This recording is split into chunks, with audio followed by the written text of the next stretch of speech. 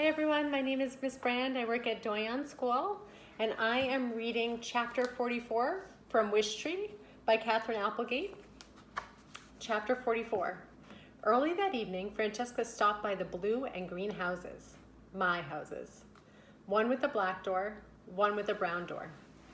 One with a yellow mailbox, one with a red mailbox. She knocked on each door. She explained her plans for me.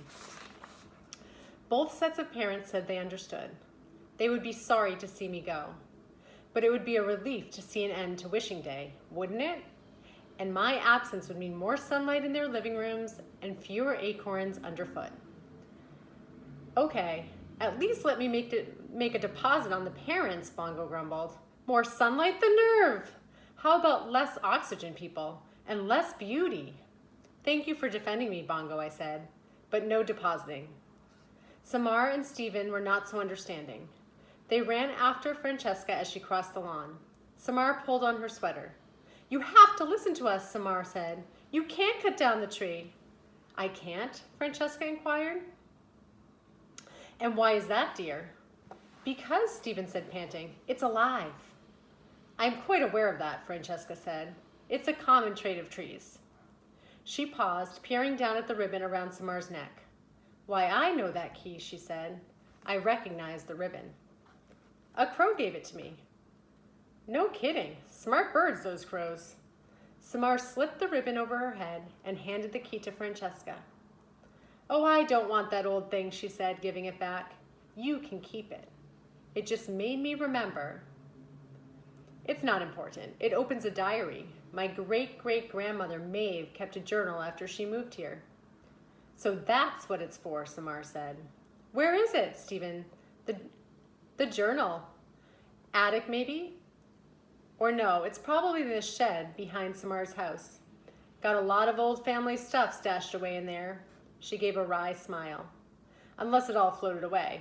Backyard's pretty wet right now, which, by the way, is one of the reasons it's time for this tree to say goodbye. Samar wiped away tears. You don't understand. This tree, it's almost like it's human. That's sweet, Francesca patted Samar's head. But honey, it's just a tree. She squared her shoulders. Now I must go feed Lewis and Clark. I can hear them complaining from all the way over here. And I've got a busy day ahead of me tomorrow. As she moved to leave, Stephen stepped in front of her. Before you go, he said in his voice firm, just listen. He turned to me. Say something, he instructed. Please, tree, Samar pleaded. I kept silent.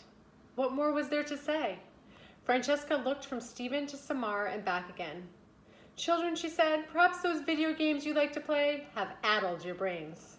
Talk, tree, Stephen said. Silence. It can talk, Samar told Francesca. Real words. It told us a story about Maeve. Francesca, for just a moment, hesitated. She looked at me. You mean metaphorically, of course. The tree seemed to talk to you. The leaves whispered and so on. It told us about the hollow and the baby. Francesca blinked.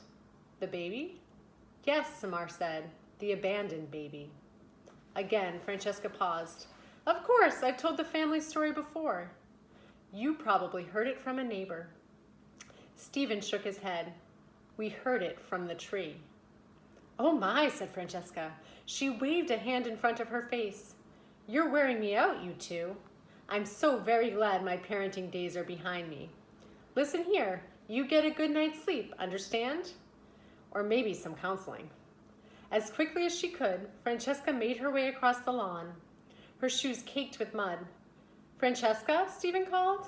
It's just a tree, dears. Repeat after me. It's just a tree.